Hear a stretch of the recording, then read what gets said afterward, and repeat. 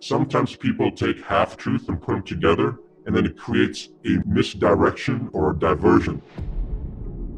You would have to be blind and deaf to not recognize that what is happening is not normal and is not justified.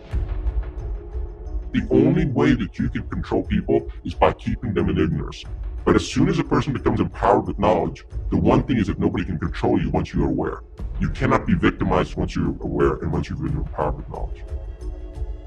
Freedom of speech is the freedom to speak. If anyone's not allowed to speak, then it's not freedom of speech, it's freedom to conform to certain parameters of what are acceptable. And then what that's doing is giving power to some authority to decide what is acceptable and what is not acceptable.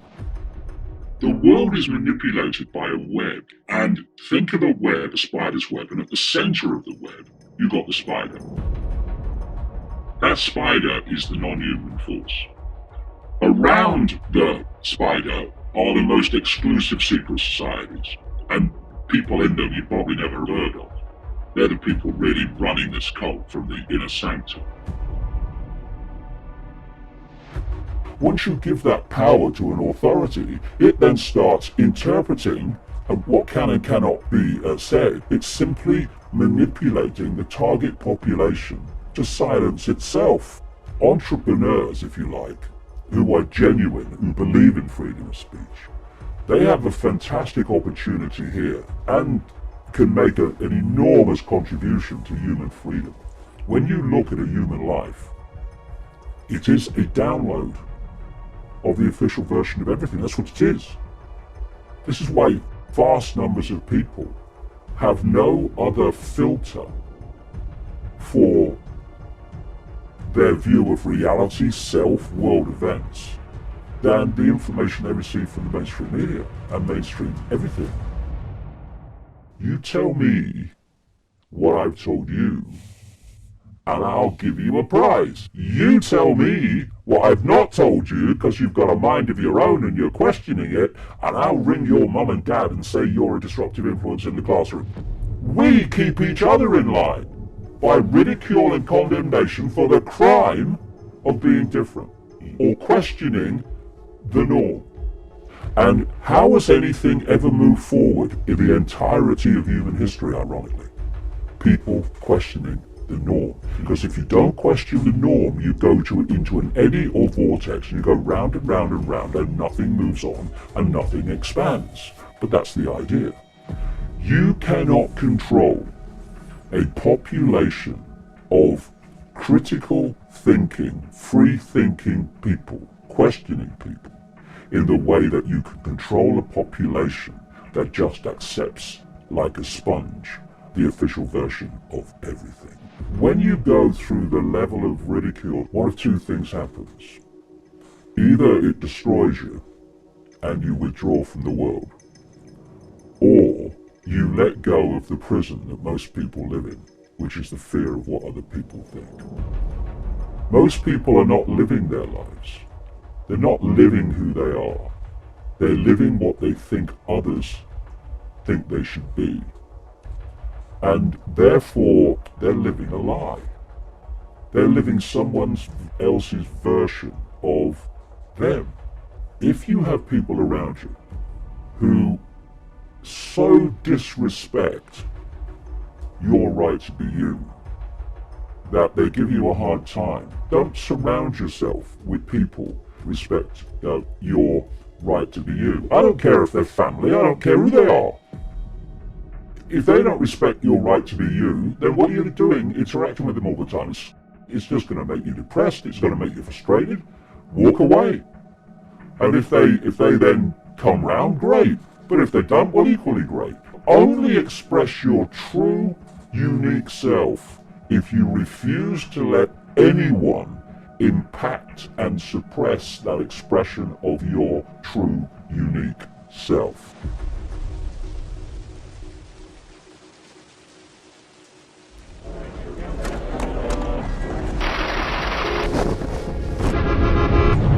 The world was not run by the forces that we thought it was run by. If you think of a pyramid, At the top of the pyramid, you've got a tiny few people, which we now have a name for, the 1%. And if you look at how a handful of people now have the same wealth as the poorest half of the population, you can see the 1% ain't kidding you. At the bottom of this pyramid is pretty much the rest of humanity in deprivation, and this is the word, in dependency of the 1%, because they don't have independent income.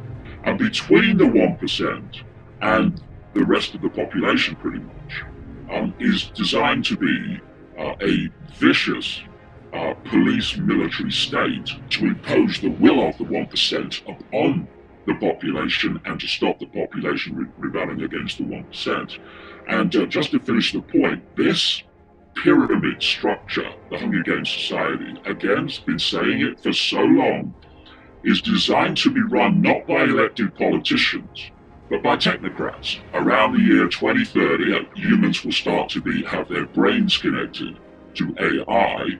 Now, if you look at that, mate, and then you look at the consequences of current events, then you can see that Hunger Games society is vastly closer now than it was only weeks ago when this whole virus hysteria began.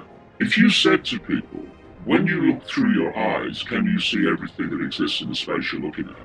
What they're going to say? They're going to say yes. But they can't.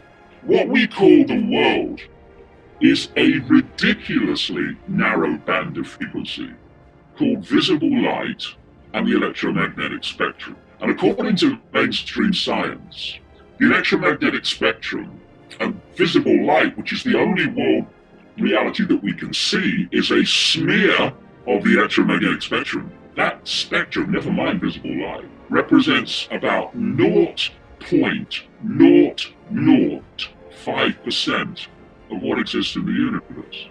So we don't live in a world. We live in a band of frequency which our body brain can decode into a reality, a holographic reality. And therefore, infinity exists outside this narrow band of frequency, that we can't see it, just as when you're tuned to a radio station or a television station, you only experience that frequency, that station, that reality. What happens when you switch the zapper is you switch to a different, if you like, frequency, and you get a different reality instantly. We call them different channels. Now, these different realities operate in different bands of frequency. And just like radio frequencies, etc., these bands of frequency, as long as they're not too close on the dial to each other when you get interference, they can share the same space without being affecting all the others, and each one not even being aware that all the others exist. So we are basically experiencing a holographic television channel, which we call the world. And outside of that, all the other realities of infinite reality. And only when these realities get close on the dial do you get interference. And one of those areas of interference is what we call ghosts and paranormal things and such like. They can expand their frequency range that they can connect with beyond the normal range of human frequency.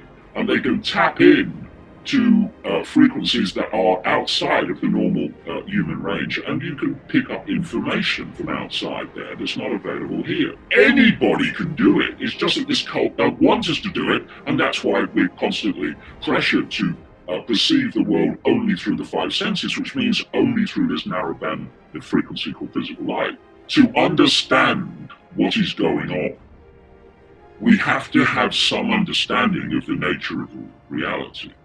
Because if we don't, we will, quite understandably, dismiss things that are happening, but we can't perceive how they could happen. You believe the world is actually solid. Our bodies are solid, that wall is solid and not a holographic, illusory, physical. Then if the world is solid, then people moving between different shapes, what they call shapeshifting, is impossible. You can't shapeshift solidity, it's ridiculous. But if you believe the world is solid, immediately you hear some of the things that I say, they're immediately dismissed. Not possible. Well, hold on. If you look at computers and the technological Wi-Fi world we live in now, what you're looking at is a technological reality that mimics real reality, our experienced reality, and how we create it. So, you've got a Wi-Fi field. Okay, where is it? Where's the Wi-Fi field? Point it out to me. Well, I can't, because you can't see it, right? Now, if you didn't know about computers, and I said to you, there is a field of information that we're living in, like a sea, people would say, well, where is it? I can't see it. Therefore, it can't exist.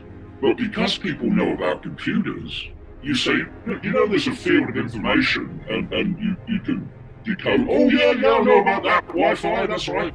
And the only difference between that's rubbish, mate, and, oh yeah, I know about that, is knowledge.